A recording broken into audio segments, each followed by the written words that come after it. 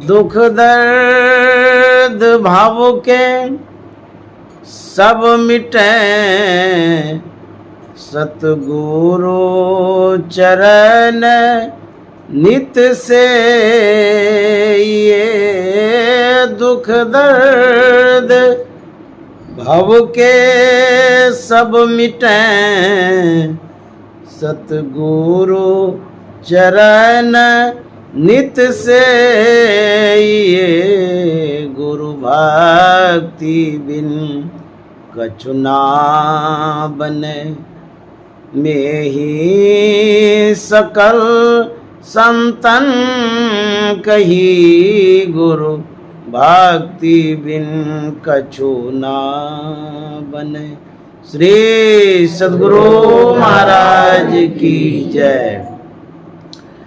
परमाराध्य सद्गुरु महाराज गुरुदेव महर्षि संत सेवी परमहंस जी महाराज,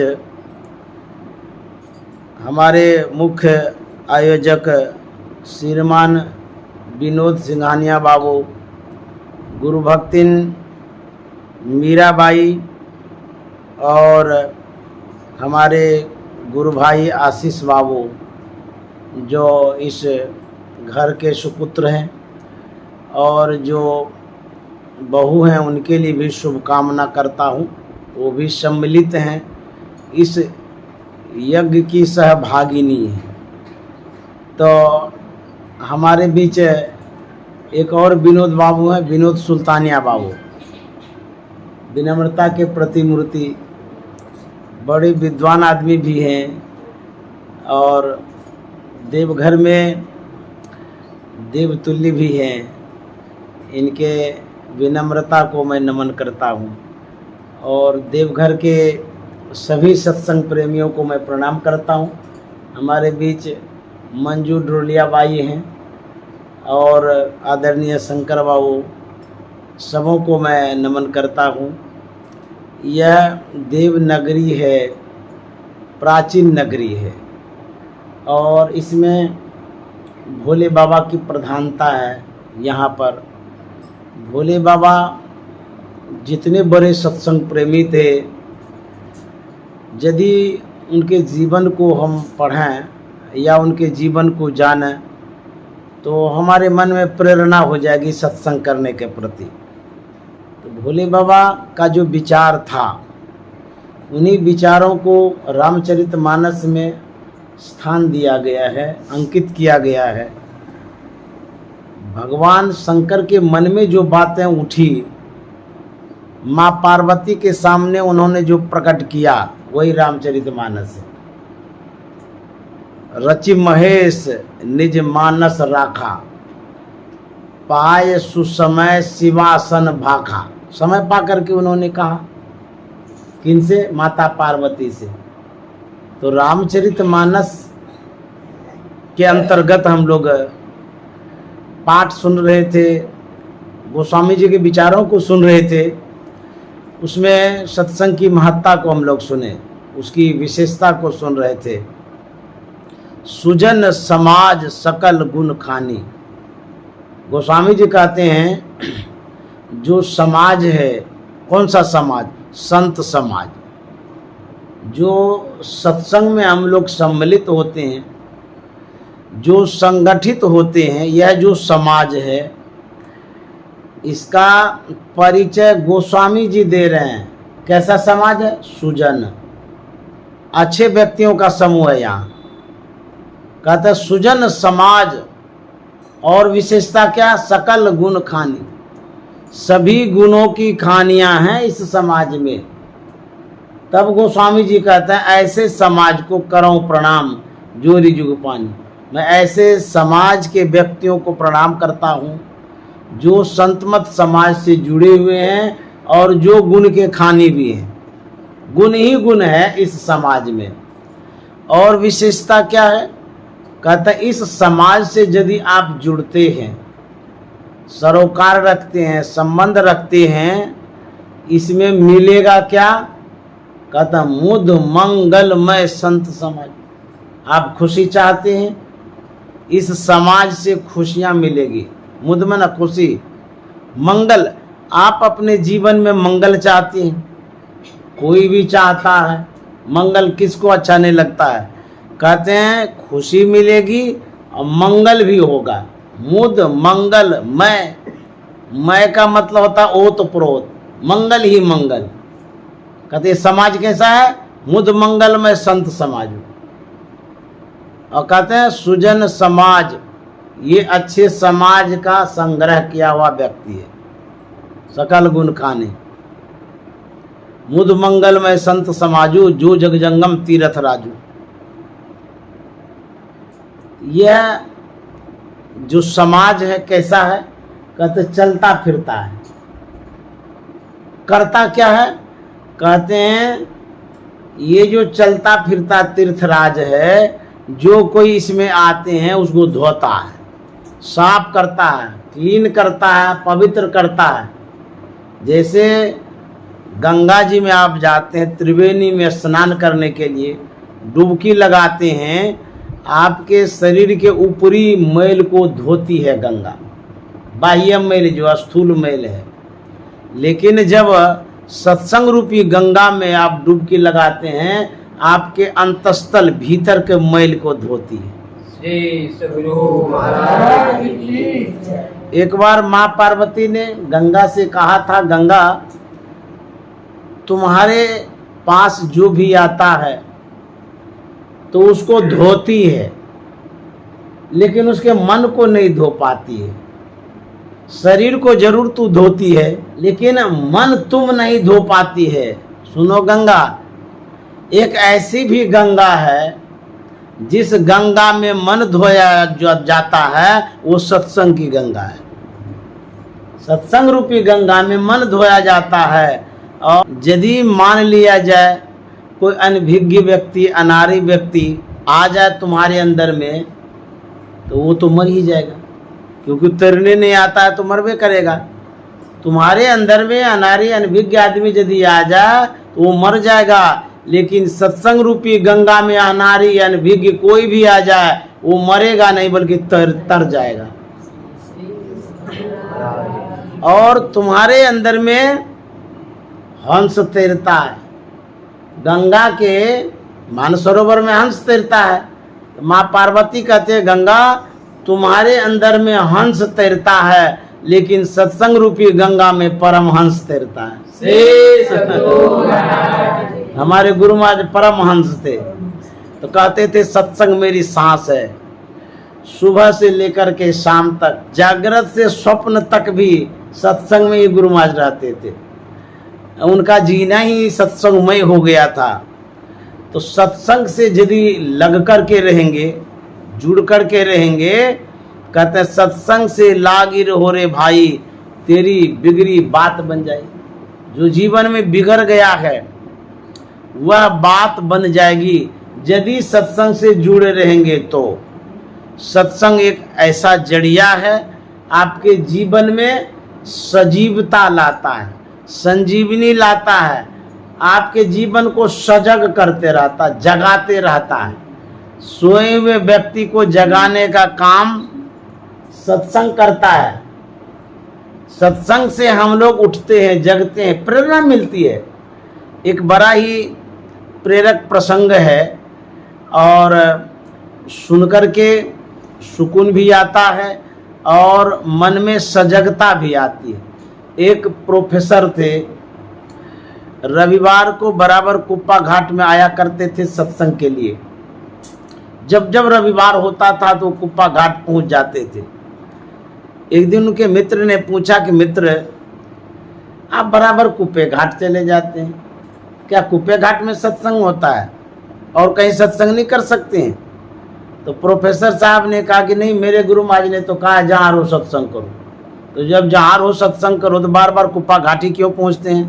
प्रत्येक रविवार को आप चले जाते हैं। प्रोफेसर साहब ने कहा कि मैं कुप्पा घाट इसलिए जाता हूँ, वहाँ जाने से गुरु महाराज का सत्संग सुनता हूँ, प्रवचन सुनता हूँ, दर्शन प्रसन करता हूँ, तो मेरा मन रूपी बैटरी चार्ज हो जाता है। जब आप सबों के बीच में 6 रोज रहता हूँ, वह बैटरी डिस्चार्ज हो जाता है। फिर साथ में रोज रविवार को चार्ज कराने चला जाता हूँ। कहते हैं यह जो सत्संग है प्रेरणा का स्रोत है। जीवन में खुशियों का जो आगमन होगा उसका मूल आधार अवलंब है सत्संग। सत्संग को पकड़ के रखेंगे तो सब कुछ मिलेगा, सत्संग को छोड़ देंगे तो सब कुछ गायब हो जाएगा। जब कुआं पर पन भरनी जाती थी पहले तो बाल्टी रस्सी लेके जाती थी, बर्तन लेती थी पानी भरने के लिए, तो कुआं में वो बाल्टी गिराती थी, रस्सी को पकड़ के रखती थी, गिराते गिराते पूरी बाल्टी वो पानी में गिरा देती थी। लेकिन लास्ट में जो पूंछ होती थी, पूंछड़ी जिसको कहते हैं, रस्सी का अंतिम छोर, उसको वो पकड़ के रखती थी, पानी बाल्टी सब ऊपर करती थी। यदि वह छोर छूट जाए किसी भूल के कारण तो रस्सी बाल्टी पानी सब गया काम से, प्यासे मरेंगे। तो छोड़ पकड़ के रखे, रस्सी बाल्टी पानी सब ऊपर हो गया, अब प्यास भी बुझ गई। ठीक उसी तरह से मानव के जीवन का जो डोर है और छोड़ है, वो छोड़ अंतिम छोड़ सत्संग है। इसको यदि छोड़ दिए तो सब गया, और इसको यदि पकड़े रहेंगे जो गया है सब आ जाएगा। इसलिए सत्संग से लागी रो रे भाई, तेरी बिगड़ी बात बन जाए, बिगड़ा हुआ जो है वो बन जाएगा।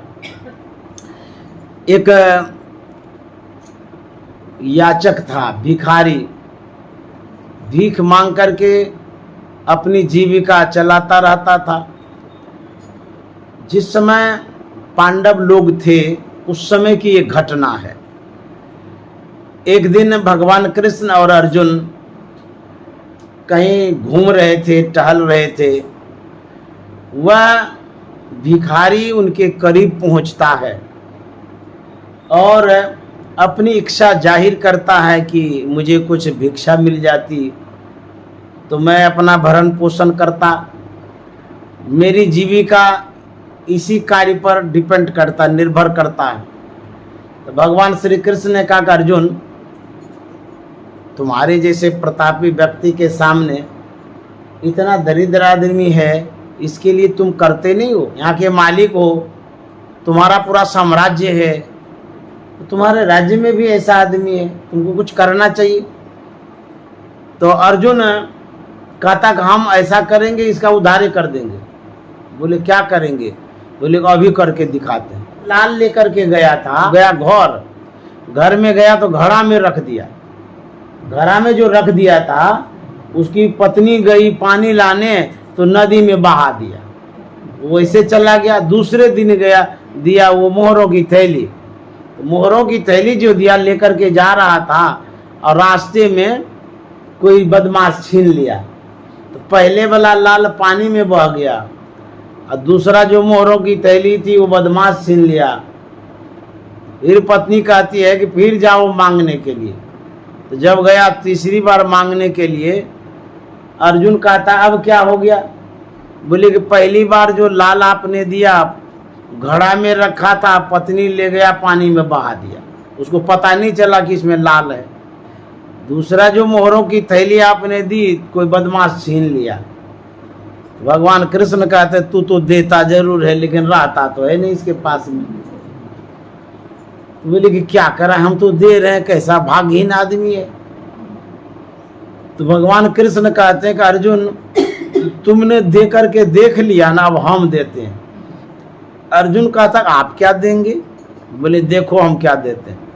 भगवान श्री कृष्ण 4 आना निकालते हैं, उस भिखारी के हाथ में देता है। भिखारी लेता जरूर है लेकिन नाखुश हो जाता है। अर्जुन ने अच्छा था, बढ़िया बढ़िया देता था, कभी लाल दिया तो मोहरों की थैली दी, अरे भगवान तो 4 आना दिए हैं। लेकिन लेकर के चले, जाते जाते जिस होकर के वो जा रहे थे वहाँ एक मछली मारने वाला था। मछली मार करके ऊपर में रखता था, बड़ी बड़ी मछलियाँ थी, तड़पती रहती थी। इनको देख करके दिल में दया आ गई, हाँ कितनी मछलियाँ हैं, तड़प रही है, मर रही है। ये सोचता है ये मछली को मरने नहीं देंगे, बल्कि इस मछली को पानी में फेंकवा देते हैं। हिंसा हो रही है, ठीक नहीं है। तो मछुआरे से बात करता है, ये जो मछली आप मार रहे हैं ऐसा क्यों करते हैं, ये तो जीव हिंसा हत्या है। तो बोले हमारा यही रोजगार है, काम धंधा है, हम मारेंगे नहीं तो क्या करेंगे, इसको बेचते हैं, इसी से हम खाते पीते हैं। तो बोले जब तुमको पैसा मिल जाएगा तो तू छोड़ देगा। बोले हमको तो पैसा से काम है। तो बोले कि जितना इसका दाम लगाओगे दे देते हैं। तो वो दाम लगा दिया। वो जो 4 आना था उसके मन में होता है 4 आना से होगा ही क्या, इसी परोपकार में लगा देते हैं। तो 4 आना दे दिया, जो भी मछली थी सबको वो ले लिया। मछुआरा भी खुश हो गया और मछली को उठा उठा के पानी में फेंकने लगा।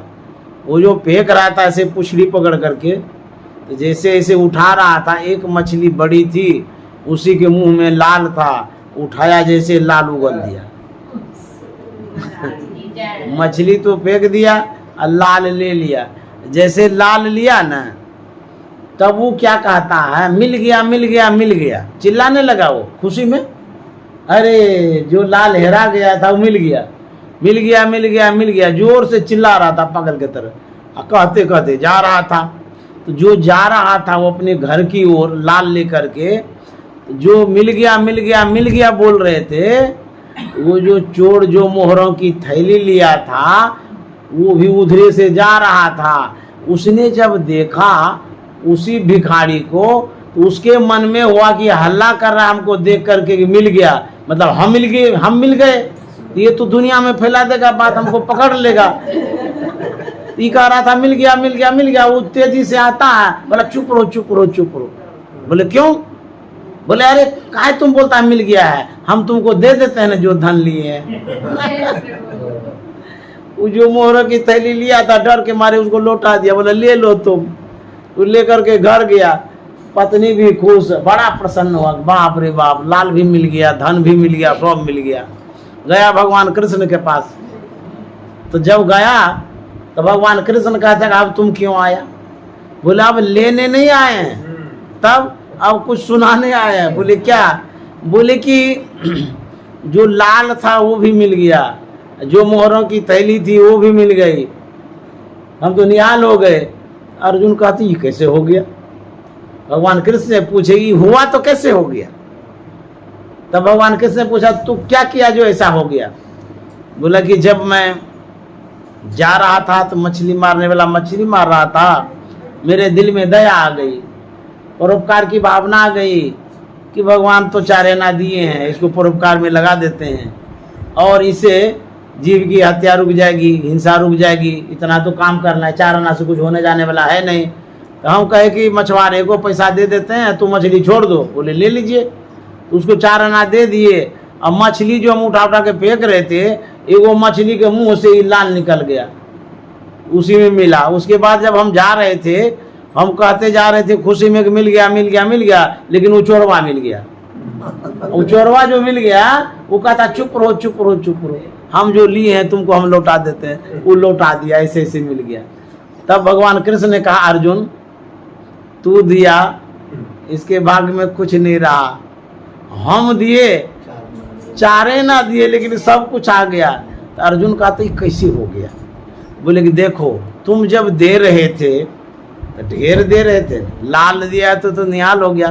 तो लाल में इसकी आसक्ति हो गई, हमको लाल मिल गया है, अपना मान लिया, लेकर के जा रहा था अपना मान करके, लेकिन वो सपना था, इसके भाग में नहीं था, इसीलिए इसके भाग से निकल गया। दूसरा जब मोहरों की थैली दी तो उसमें भी इसको आसक्ति हो गई, बाप रे बाप इतना मोहरों की थैली दे दी, हम तो अमीर हो गए। उस आसक्ति के कारण ये लेकर के जा रहा था, लेकिन इसके भाग्य में नहीं था। तो भाग्य में नहीं होने के कारण वो भी छीना चला गया। उसके बाद हम जो 4 आना दिए, इनके मन में कोई वो नहीं लगा के दो 4 आना दे दिए भगवान कृष्ण, इसको मन में वो तो बेकार ही दे दिए। इससे तो अच्छा अर्जुन ये था, ढेर ढेर देता था। तो इस 4 आने में आसक्ति नहीं थी इनकी। तो 4 आने में आसक्ति जो नहीं थी, इसके मन में भावना हो गई कि हम कम से कम परोपकार तो कर लें थोड़े से पैसा से, कम ये पैसा है लेकिन परोपकार कर लेते हैं। जब पैसा नहीं रहता है, भावना अच्छी रहती है, पुण्य करेंगे, दान करेंगे, सेवा करेंगे, सत्कार करेंगे, सत्संग करेंगे। और जब वृद्धि होनी शुरू हो जाती है, होते होते होते अगाध राशि हो जाती है, धनवान हो जाते हैं, उसके बाद उसके घर में खरमंगल शुरू हो जाता है। पति पत्नी में झगड़ा, बाल बच्चा में झगड़ा, केस लड़ाई, हैन टैन सब शुरू हो जाता है, उसी में उलझा रहता है और कुछ बढ़िया काम करता ही नहीं, इसीलिए वो झड़ा जाते हैं। चार आने में ये जो इतना जीव हित के लिए इन्होंने किया, इस हित के कारण इसके भाग्य में जो कुछ भी चला गया था, यही परोपकार के कारण इसका भाग्य पलट गया। श्री सद्गुरु महाराज की। आप यदि थोड़ा सा धर्म के लिए करते हैं, तो धर्म इतने शक्तिशाली होते हैं कि आपके लिए बहुत कुछ करते हैं। धर्मो रक्षित रक्षित है, जो धर्म की रक्षा करता है, धर्म उसकी रक्षा करता है। आप सद्गुरु के लिए थोड़ा ही करते हैं, जैसे मान लिया भंडारा कर देते हैं, भंडारा कर दिए तो कितना कम पैसा लगता है, उसमें भंडारा आप कर दिए, लेकिन उस भंडारे को परमात्मा के रजिस्टर में मेंटेन किया जाता है, लिखा जाता है आपने ये पुण्य किया है, धर्म किया है। जरा सोचिए, आप कोई पार्टी करते हैं, बर्थडे मनाते हैं या शादी विवाह भी करते हैं, तो कितना लाख रुपया खर्चा करते हैं, कोई ठिकाना नहीं है, लेकिन उस लाख रुपये को कोई याद नहीं करता है। खाना पीना खा लिया, उसके बाद को भी नहीं पूछता है, न बोलता है कि इतना बढ़िया किए थे। लेकिन जब आप कुप्पा घाट जाएंगे तो जरूर कोई बाबा कहेंगे, हाँ आपका भंडारा हम खाए थे, बड़े आप पुण्यात्मा धर्मात्मा हैं, बड़ा अच्छा काम किए थे। देखिए, किए थोड़ा, मिला कितना। उसी तरह से धर्म में करते हैं कम, मिलता है ज्यादा। घर संसार परिवार कुटुंब में जो कुछ भी करते हैं ज्यादा, मिलता है कौन भर, थोड़ा सा, वो भी नहीं मिलता है। उसी तरह से धर्म का जो मार्ग अपनाते हैं, धर्म में जो आप सेवा करते हैं, दान पुण्य जो कुछ भी करते हैं, उससे आपकी जो भाग्य की रेखाएं हैं वो बदलती है, जो भाग्य में था चला गया है वो भी चला आता है। इस तरह से यदि आप करते हैं तो भाग्य पलटता है, बदलता है। पानी बाढ़े नाव में, घर में बाढ़े दाम, दोनों हाथ उलीचिए यही सयानो काम। जब नाव में पानी बढ़ने लगे, होशियार नाविक जो होता है पानी फेंकता रहता है, नहीं तो डूबे जाएगी नाव। उसी तरह से जो चतुर धार्मिक प्रवृत्ति के होते हैं, वो क्या करते हैं, गुरु के चरणों में चढ़ाते हैं, दान करते हैं, पुण्य करते हैं, धर्म में लगाते हैं। इस तरह से संत महात्मा हम लोगों को सिखाते हैं। जो परमाराध्य सदगुरु महाराज थे, वो गए थे दार्जिलिंग, वहाँ पर भगवान बुद्ध की प्रतिमा लगी हुई है, मंदिर है वहाँ पर। जब गुरु महाराज गए दार्जिलिंग में दर्शन करने के लिए, तो अपने निकटवर्ती सेवकों से कहे कि कुछ पैसा निकालिए। तो जो झोला था उससे पैसा निकाला गया, गुरु महाराज के हाथ में दिया गया। तो जो दान पेटी थी, गुरु महाराज उसमें गिरा दिए। तो देखिए, जो सत्संग हॉल बन रहा है, बन गया है, जिसमें हम लोग सत्संग करते हैं कुप्पा घाट में, वो जब बन रहा था, परमाराध्य सदगुरु महाराज जब जाते थे साप्ताहिक सत्संग में, कुछ पैसा उस ढोल में गिराते थे। अपना ही मंदिर है, फिर भी जब गुरु महाराज कटिहार गए थे, वहाँ एक कॉलेज बन रहा था। तो कॉलेज में गुरु महाराज को बुलाए थे, तो 50 रुपया दान में दिए थे। ये गुरु महाराज की प्रवृत्ति बता रहे हैं। तो गुरु महाराज ऐसे थे, दान पुण्य करते थे, बड़े सरकार। अब देखिए, तो हम लोगों को भी सिखा गए हैं कि जो आपके पास धन बढ़ता है, अतिरिक्त है, तो उसको धर्म में लगा दीजिए। अथवा यदि आप नहीं लगाते हैं तो किसी न किसी कारण से हो जाएगा। तो इस तरह से हम लोगों को धर्मात्मा पुण्यात्मा बनने की सीख सदगुरु महाराज देते हैं। तो ये समाज कैसा है, यह समाज जो है यही सीख देता है कि दूसरे को कोऑपरेट करो, सहयोग करो, हेल्प करो, मदद करो। इस समाज में जिसको जिस चीज की आवश्यकता है उसके लिए आप खड़े हो जाइए।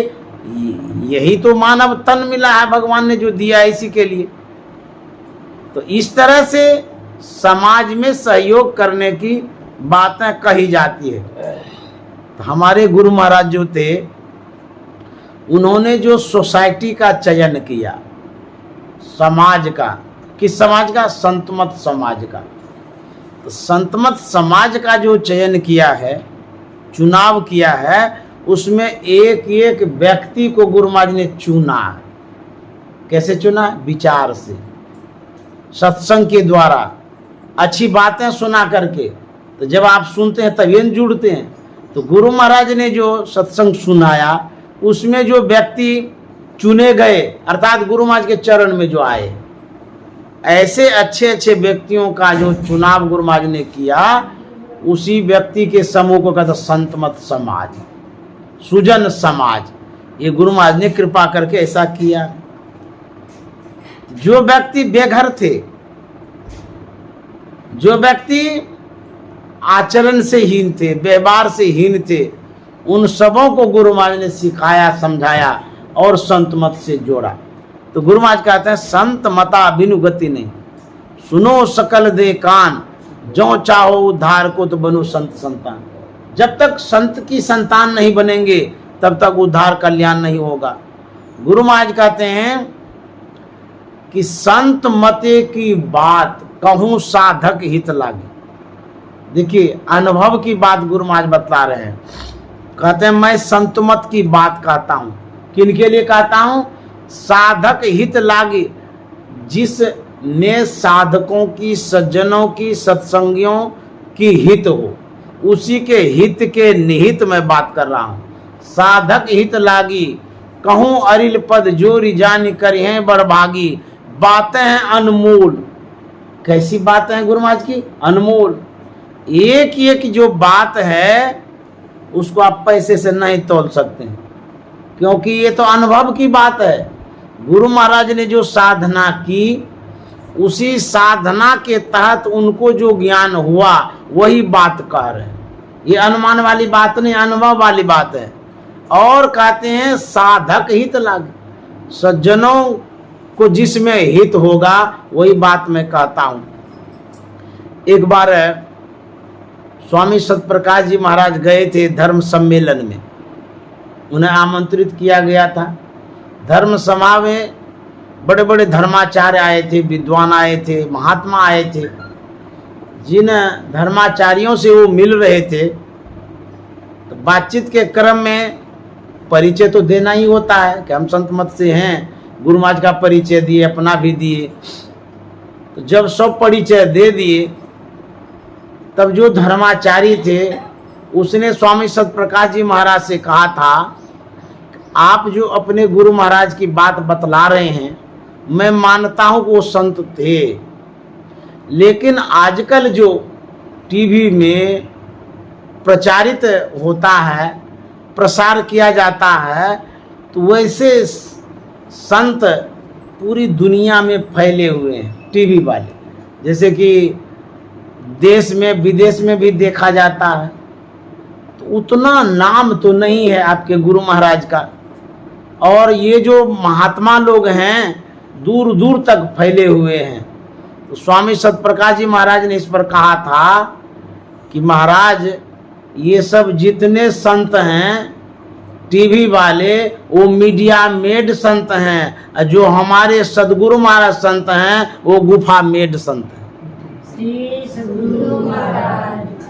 मीडिया के द्वारा मढ़ा हुआ जो संत है, बहुत दाग लगा है। और हमारे जो संत सदगुरु हैं गुफा मेड हैं, गुफा में तैयार हुए हैं। आज तक एक भी कलंक दाग नहीं लगा है। कोई बता दे गुरु महाराज के विषय में दाग लगा है? एक कोई महात्मा गए थे, देवराहा बाबा नाम है, बड़े अच्छे संत हैं वो भी, यही कुपा घाट से गए थे। तो देवराहा बाबा पूछते हैं महात्मा से, आप कहाँ से आए? उन्होंने बोला कि मैं बिहार में जो महर्षि मेयाश्रम कुप्पा घाट भागलपुर है, वहाँ से मैं आया हूँ। तो फिर देवराहा बाबा पूछते हैं कि महर्षि में परमहंस जी महाराज कहाँ रहते हैं? तो महात्मा ने कहा वो तो कुप्पा घाट में रहते हैं। बोले नहीं नहीं, वो कुप्पा घाट में नहीं रहते हैं। बोले तब वो सुषुम्ना घाट में रहते हैं। अब देखिए, वो भी जानते थे गुरु महाराज को, तो हमारे गुरु महाराज सुषुम्ना घाट में रहते थे। ऐसे थे हमारे गुरु महाराज। गुरु महाराज की ख्याति बहुत दूर तक फैली हुई है, बहुत पहुंचे हुए संत हैं और आज तक कोई कलंक नहीं लगा है। इतने शुद्ध पवित्र संत हैं। तो कहते हैं कि मैं साधक के हित की बात करता हूं। गुरु महाराज ने एक बात कही है, समझा में ही लखा नमूना। मैं अनुमान की बात नहीं करता हूं, मैंने समझा है साधना करके, और सिर्फ समझा ही नहीं है, नमूने के तौर पर देखा भी है अंतर की बात को। अंतर की जो उपलब्धियां हुई है, गुरु महाराज कहते हैं लखा नमूना। और बात कैसी है? सत हित की है, बात साफ सुथरी है, सही है, सत है और जन कल्याण की है, हित की। गुरु महाराज कहते हैं मैं ऐसी ही बात करता हूं। कहते हैं बात है अनमोल, मोल नहीं, एक की एक की। अरे हारे में ही कहूं जो चाहूं कहन, संत पद सिर निज टेकी। मैं जो कहने जा रहा हूं, मैं संत के चरणों में सिर टेक करके कहने जा रहा हूं। अब क्या अनमोल बात है जो गुरु महाराज कहने जा रहे हैं? तो गुरु महाराज कहते हैं सतजन सेवन करत, नित्य सत्संगति करना। अनमोल बात यही है, सज्जनों की सेवा करनी। इंपॉर्टेंट बात, जरूरी बात, एक नंबर की बात। क्या? सबसे पहली बात है कि सेवा करें। गुरु महाराज कह रहे हैं सतजन सेवन करत। सेवा यदि करेंगे सन की, यहीं से आपकी भाग्य की रेखाएं बदलेगी, यहीं से आपको सही रास्ता मिलेगा। सतजन सेवन कर, ये गुरु महाराज कह रहे हैं। नित्य सत्संगति करना। दूसरी बात गुरु महाराज कहते हैं कि रोज सत्संग करिए। और वचन अमीय दे ध्यान श्रवण करी चित्त में धरना। जो अमृत वचन है, हित का वचन है, जो कल्याणकारी वचन है, कहते हैं उस पर ध्यान दीजिए। वचन अमीय, ध्यान दे, ध्यान दे करके सुना करिए। और मनन करत नहीं बोध होए तो पुण्य समझीजिए। मान लिया जो कुछ भी बात आप सुन रहे हैं और समझ में बात आती नहीं है, तो कहता पुण्य समझीजिए। बार बार समझा करिए, दोबारा तिबारा समझिए। तब गुरु महाराज कहते हैं समझ बोध यदि होए तब रहनीता सम कर लीजिए। यदि आपको बातें समझ में आ जाती है तब उसको गांठ बांध लीजिए। बांध लीजिए कि यही बात सत्य हित का है और इसी के अनुसार हमको जीवन भर चलना है। यदि जीवन में सुख चाहते हैं, संत की बातों को गांठ बांध लीजिए। गोस्वामी जी ने बड़ी अच्छी बात कही है, जो मार्ग श्रुति साधु दिखावे ते ही मग चलत सबय सुख पावे। जो रास्ता श्रुति में वेद होता है, जो वेद बतलाता हो, साधु महात्मा बतलाता हो, यदि उस रास्ते को आप अपनाते हैं, उस मार्ग पर चलते हैं, तो गोस्वामी जी गारंटी लेते हैं सबय सुख पावे। मैं गारंटी लेता हूं, वेद और साधु के बात पर यदि चलिएगा तो आपके जीवन में सुख होगा, दुख नहीं होगा। यदि दुख है तो दूर होगा। गोस्वामी जी की बात को सुन रहे थे ना कि सब ही सुलभ। क्या सुलभ? संत, सज्जन, सत्संग, ये सभा, इस समाज की जो सभा है, इसमें संत महात्मा जो हैं, कहता सब ही सुलभ। इतना सुगम सहज है। सब दिन सब देशा, सब देश में सुलभ है, सब दिन सुलभ है। अभी मीराबाई हमें बुला ली तो आ गए। कितना सुलभ है, कितना सहज है। कहता कभी भी मन होगा तब सत्संग हो जाएगा, सब देशा। लेकिन गोस्वामी जी कहते हैं सब ही सुलभ, सब दिन सब देशा तो सही है, लेकिन क्या है? कहते हैं सेवत सादर समन कलेसा। लेकिन क्या है, सेवना चाहिए, अर्थात सेवा करनी चाहिए सादर आदर के साथ। यदि आपके अंदर में सेवा भावना है, सद्भावना है, तब कहते हैं समन कलेश। समन मन जो दुख है, कष्ट है, कलह है, संकट है, वह समाप्त हो जाएगा। समन मन समाप्त, कलेशा मन दुख कष्ट, तो समन कलेशा समाप्त हो जाएगा आपके जीवन का दुख। इसीलिए कहते हैं सेवत सादर समन कलेशा। सूरदास जी महाराज ने कहा है कि जादिन संत पाहुने आवत, तीर्थ कोटि अन्हान करे फल, दर्शन ते ही पावत। जिस दिन संत महात्मा आते हैं करोड़ों तीर्थ का फल मिलता है। भाव दुख दूरी न सावन, जो दुख है संसार का वो दूर हो जाएगा, समाप्त हो जाएगा। इस तरह से साधु की सेवा यदि करते हैं तो लाभ मिलता है। सज्जन कैसे होते हैं? हमारे जीवन के कष्ट को दूर करते हैं, संकट को दूर करते हैं, ऐसे संत होते हैं, सज्जन होते हैं। एक बार हमारे तुलसी साहब हरिद्वार के गंगा तट पर भ्रमण कर रहे थे, घूम रहे थे। एक दृश्य उन्होंने देखा कि दो व्यक्ति आपस में उलझ रहे हैं। तो तुलसी साहब करीब गए। तुलसी साहब ने देखा एक पुजारी है, पंडित है, और एक साधारण व्यक्ति है, दोनों उलझ गए हैं। विवाद का कारण पूछा तो जो पंडित पुजारी थे उन्होंने कहा कि देखिए ना, हम आ रहे थे गंगा स्नान करके, स्वच्छ वस्त्र धारण करके जा रहे थे पूजा करने, और ये जो शूद्र है इसे स्पर्श हो गया मेरा वस्त्र। अब तो वस्त्र अशुद्ध हो गया, अपवित्र हो गया। अब मैं दूसरा वस्त्र कहाँ से लाऊं?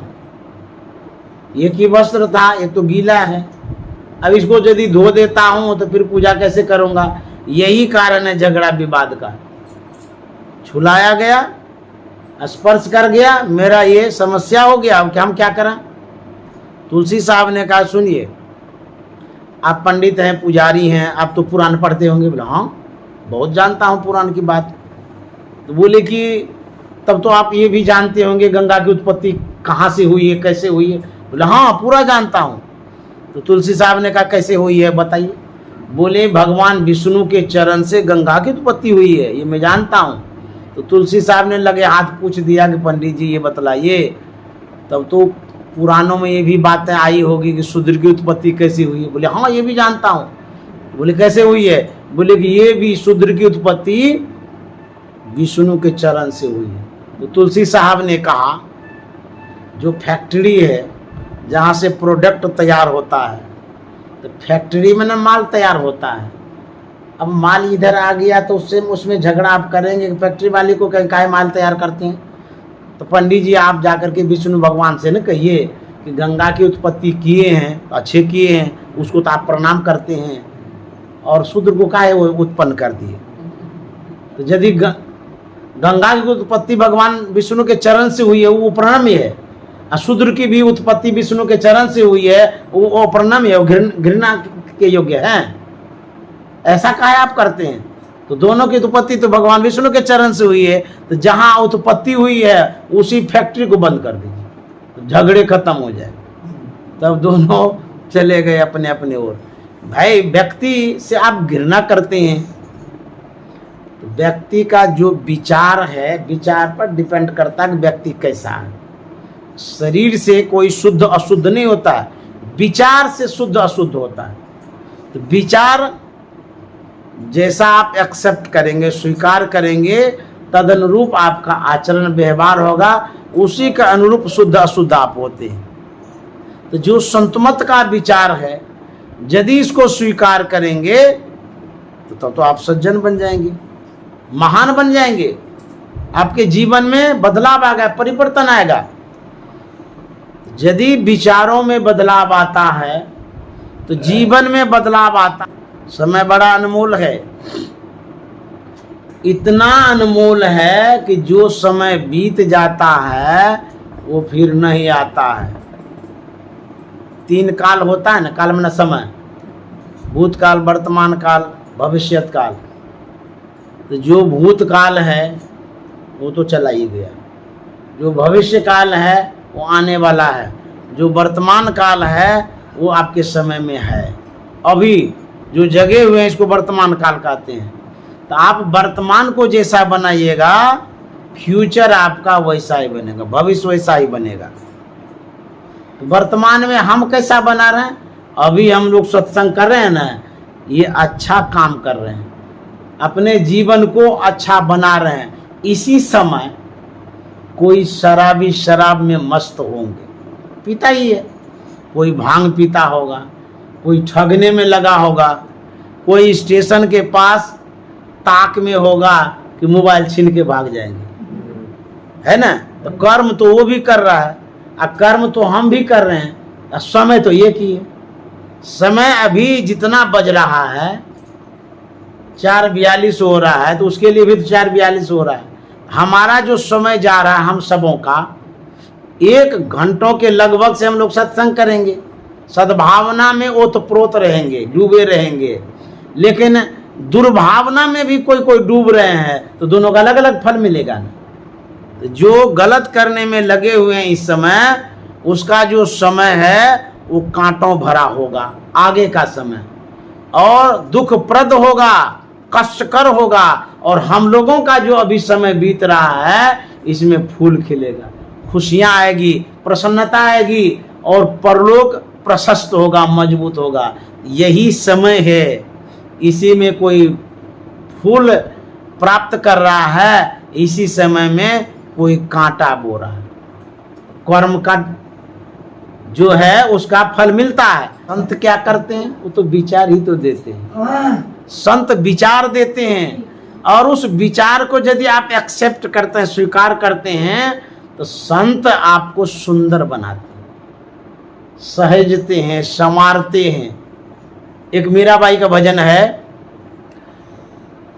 नैया लगा दो भव पार, भव पार मेरे सतगुरु, नैया लगा दो भव पार, भव पार मेरे सतगुरु, नैया लगा दो भव पार, भव पार मेरे सतगुरु, नैया लगा दो भव पार। तुम बिन मेरो और न को, तुम बिन मेरो और न को, और न को हो, और न को, और न को, और न को। देखा है नजरें पसार, पसार मेरे सतगुरु, देखा है नजरें पसार, पसार मेरे सतगुरु, नैया लगा दो भव पार, भव पार मेरे सतगुरु, नैया लगा दो भव पार। मीराबाई को अपने गुरु पर कितना भरोसा था, गुरूर था, अभिमान था कि भगवान कृष्ण से कुछ नहीं कहते हैं, जबकि उनके इष्ट हैं। भगवान श्री कृष्ण उनके आराध्य हैं, आराधना करते, ध्यान करती थी भगवान कृष्ण की। लेकिन फिर भी वो कहती, हे गुरुदेव आप नैया पार लगा दीजिए। कहना तो चाहिए नैया लगा दो भगवान कृष्ण, कहते नहीं, नैया लगा दो भव पार। क्योंकि सदगुरु जो होते हैं वो जीवन की नैया को पार लगाते हैं। जो भगवान होते हैं वो भी पार लगाते हैं, लेकिन जिस रूप में वो पार लगाते हैं वो रूप भी सदगुरु का ही होता है। इसलिए भगवान भी गुरु रूप के हैं, उनका भी रूप गुरु का है। क्योंकि गोस्वामी जी ने कहा है, बंदा गुरुपद कंज कृपा सिंधु नर रूपरी। तो नर के रूप में तो भगवान भी गुरु हैं, महायोगेश्वर कृष्ण, भगवान कृष्ण भी गुरु हैं, भगवान श्री राम भी गुरु हैं, और भोले बाबा भी गुरु हैं। तो गुरु के रूप में आकर के वो पार लगाते हैं। तो मीराबाई कहती है, तुम बिन मेरो और न को, तुम्हारे बिना और कोई पार नहीं लगा सकता है, क्योंकि आप पर हमको भरोसा है, आप डूबने नहीं देंगे। इसीलिए हमारे जीवन की जो नैया है उसको आप ही पार लगा सकते हैं, इसके अलावा और कोई खेवैया नहीं है। भगवान राम ने तो कहा है, करण धार सदगुरु दृढ़, दुर्लभ साज सुलभ करी पावा। रामचरित मानस में ही लिखा हुआ है, जो बड़े भाग मानुष तन पावा हम लोग पाठ करते हैं, उसमें लिखा हुआ है जो कर्णधार है। कर्णधार नाव खेने वाले, भवसागर से पार लगाने वाले कौन है? सदगुरु दृढ़। सदगुरु जो होते हैं वो जीवन की नैया को पार लगाने वाले होते हैं, ऐसा भगवान श्री राम कह रहे हैं। कहते हैं सदगुरु दृढ़, दुर्लभ साज सुलभ करी पावा। ये जो शरीर है ये दुर्लभ साज है और सहज में भगवान की कृपा से मिल गया है, सुलभ करी पावा।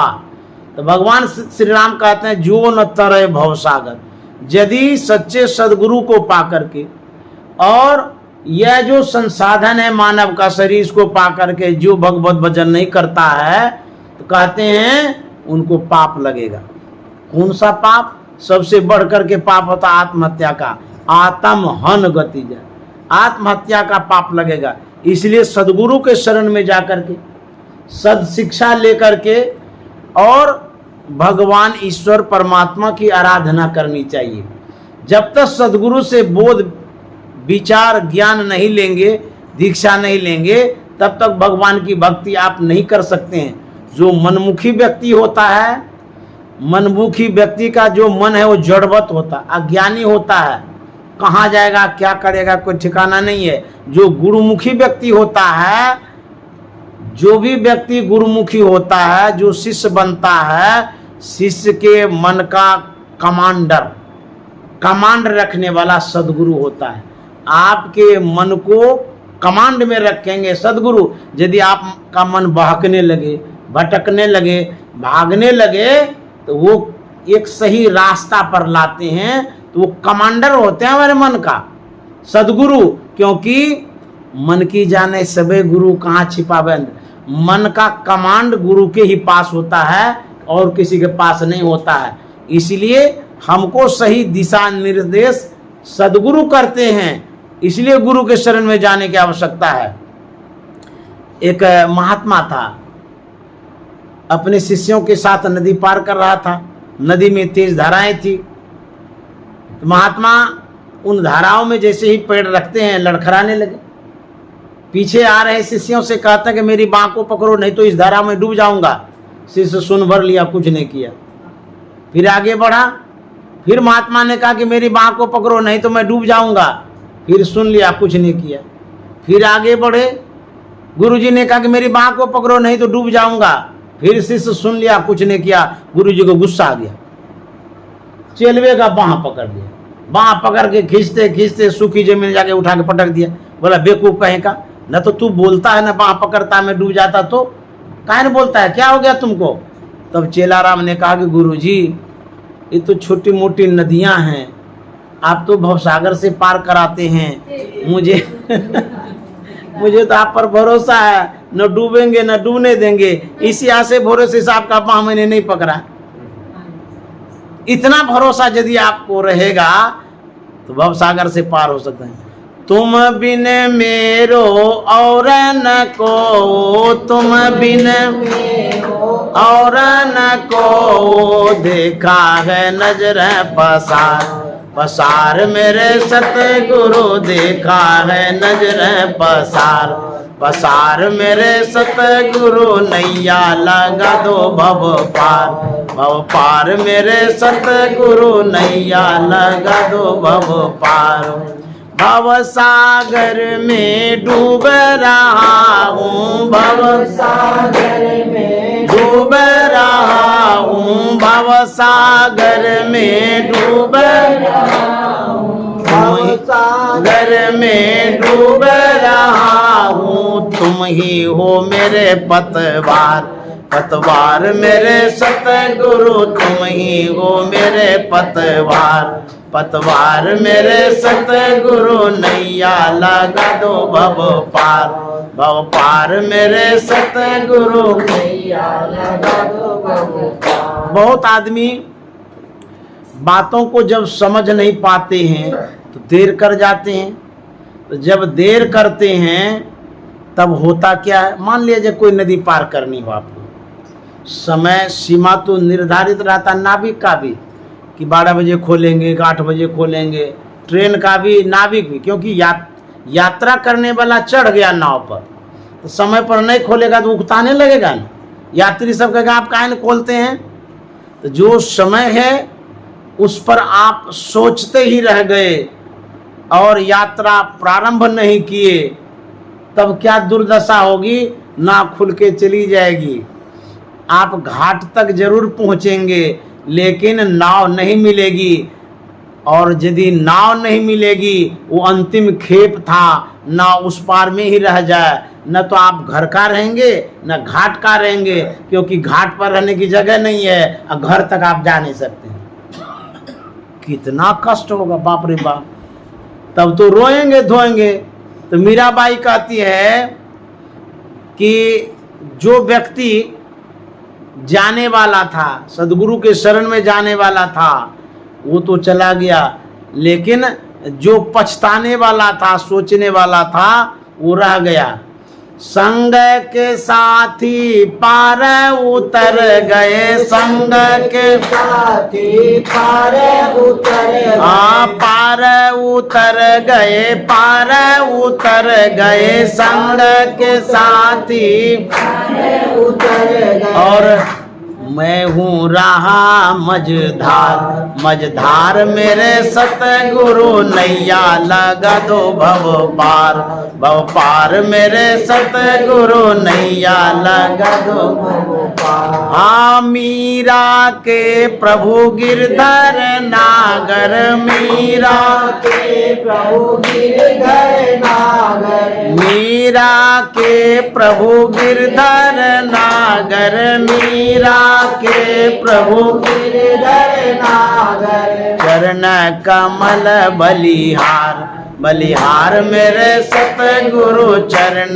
कमल बलिहार, बलिहार मेरे सतगुरु नैया लगा दो भव पार, भव पार मेरे सतगुरु नैया लगा दो भव पार। मीराबाई कहती है कि यदि मीरा के प्रभु गिरधर नागर, उनके इष्ट तो भगवान कृष्ण थे, कहते हैं चरण कमल बलिहार, गुरु के चरण कमल की बलिहारी है, विशेषता है, महत्व है। क्या कहते हैं, नैया वही पार लगाएंगे। मान लीजिए कमल का पत्ता है, देखे होंगे तालाब में होता है ना, कमल की उत्पत्ति जो है तालाब में होती है, तो वो जब उत्पन्न होता है कमल, तो वह पानी पर रहता है, अस्तित्व ऊपर उठा के रखता है, कहीं पानी चला भी गया तो पानी छिटक जाता है। देखिए कितनी विशेषता है।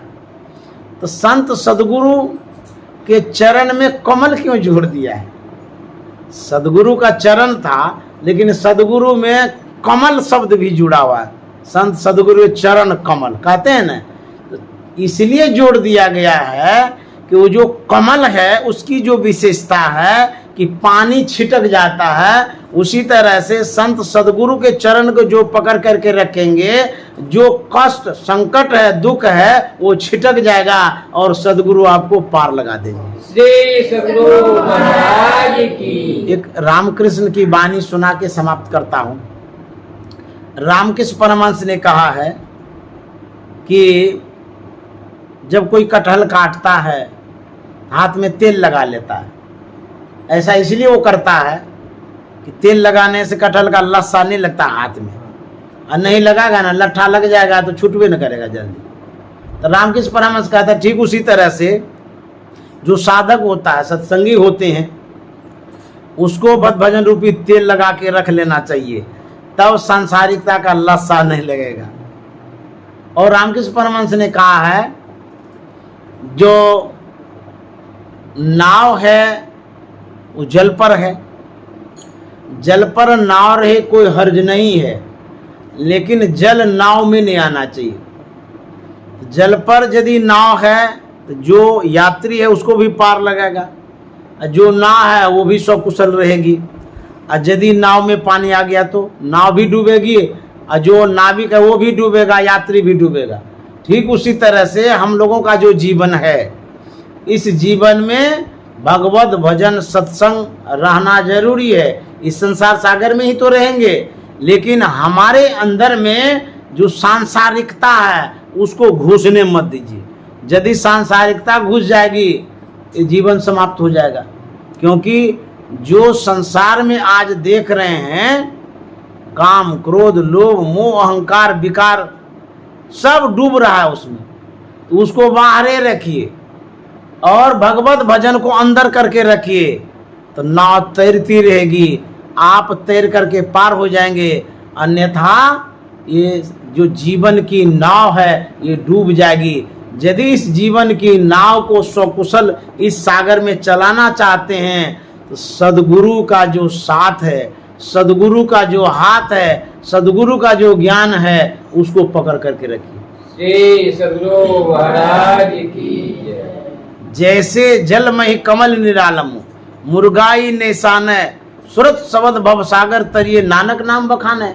नानक साहब कहते हैं कि जैसे जल मही कमल निरालम, जो कमल है निरालंबर रहते हैं, कोई डुबा नहीं सकता कमल को पानी, ठीक उसी तरह से हम इस संसार में रहें, कोई हर्ज की बात नहीं, कहाँ रहेंगे, संसार में रहेंगे, लेकिन जो सांसारिकता है उसको अंदर घुसने नहीं दीजिए। हमारे गुरु महाराज ने जो सिखाया है, सहनशील बनिए, उबिए नहीं, धैर्य रखिए, पेशेंस रखिए। यदि कोई अपमान भी कर दे तो नज़रअंदाज कर दीजिए। गुरु महाराज ने जो सहा है उस संस्मरण को पढ़िए और उसी के अनुरूप अपने जीवन को गढ़िए। तो गुरु महाराज ने बहुत सहा है, गुरु महाराज ने बहुत साधना की है, गुरु महाराज ने बहुत सत्संग किया है और गुरु महाराज ने बहुत हितकर काम किया है, परोपकार किया है। तो यही मेन पॉइंट है, इसी के अनुरूप सदगुरु के शरण में रहिए, आपका भी कल्याण होगा, सबका कल्याण होगा और सदगुरु की सेवा भी होगी। इन्हीं शब्दों के साथ बाने में विराम। श्री सदगुरु